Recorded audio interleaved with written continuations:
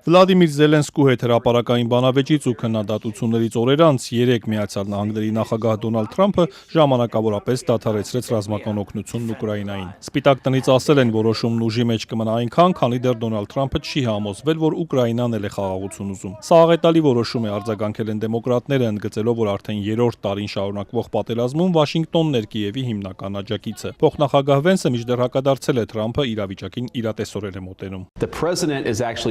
Նախագահն իրականում շատ ավելի իրատեսական տեսակետ ունի եւ ասում է, մենք չենք կարող հավերժ ֆինանսավորել, ուկրաինացիները չեն կարող հավերժ պայքարել, ուստի եկեք այս հարցը տանենք խաղաղ կարգավորման։ Ըստ New York Times-ի որոշումն ուժի մեջ է մտել անմիջապես եւ սառեցնում է $100 միլիոնավոր դոլարների սպառազինության առաքումն Ուկրաինա, այդ թվում այն զենքերի ու զինատեսակների մատակարարումը, որ արդեն հասցվել է Ուկրաինայի սահման Լեհաստան։ Մինչ այդ երեկույթ երեկոյան Թրամփը քննադատել էր Զելենսկու հայտարարությունը, թե Ռուսաստանի պատերազմը դեռ երկար կարող է շարունակվել։ Մեկ այլ գրառմամբ Սպիտակ տան ղեկավարը կշտամբել էր եվրոպացի առաջնորդներին։ Եվրոպան ավելի շատ գումար ծախսել է ռուսական նավթ եւ գազ գնելու համար, քան Ուկրաինայի պաշտպանության վրա գրել էր նա։ Սպիտակ տնից միաժամանակ ընդգծում են, որ օգնությունը սառեցնելու որոշումը ժամանակավոր է։ Երբ Զելենսկին փոխի մոտեցումն ու պատրաստ լինի խոսել խաղաղության մասին, Թրամփը կլինի առաջին մարդը, որ կցանկանա խոսել, ասել է փոխնախագահ Վենսը։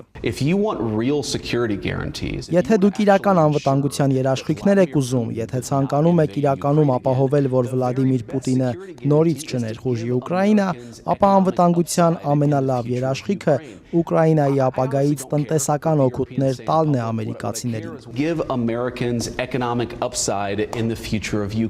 Կրեմլից ողջունել են ԱՄՆ նախագահի որոշումը, այն անվանելով լավագույն ներդրումը խաղաղության գործում։ Եթե դա ճիշտ է, ապա սա իսկապես կարող է խրախուսել Կիևի վարչակազմին ներգրավվել խաղաղ գործընթացին, ասել է Պուտինի խոսնակ Դմիտրի Պեսկովը։ Ուկրաինայի նախագահ Զելենսկին դեռ չի արձագանքել, սակայն падգամավորներից շատերն են հայտարարել, սա մեծ հարված կլինի ուկրաինական բանակին, որը վերջին շրջանում բախվում է լրջագույն խնդիրների։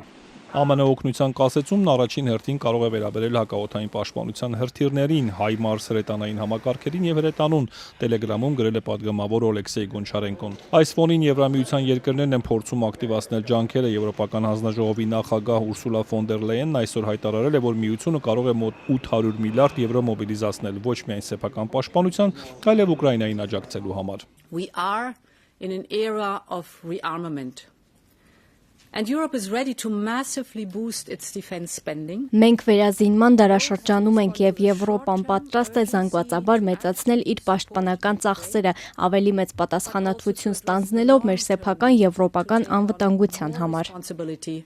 For our own European security. Փորձագետները միաժամանակ փաստում են, որ այդ օգնությունը մոբիլիզացնելու միջոցները զենք զինամթերքի վերածելու համար Եվրոպայից ժամանակ կպահանջվի։ Մինչդեռ ճակատում ամեն օրն աշխատում է Ռուսաստանի օգտին։ Այս պայմաններում որքան կարող է Ուկրաինան դիմանալ առանց ամերիկյան օգնության, CNN-ը վկայակոչելով ամերիկյան մի շարք պաշտոնյաների նշում է, որ ուկրաինական զորքը կկարողանա պահպանել մարտերի ներկայիս տեմպը մի քանի շաբաթից մինչև մի քանի ամիս, մինչև ամառվա սկիզբ։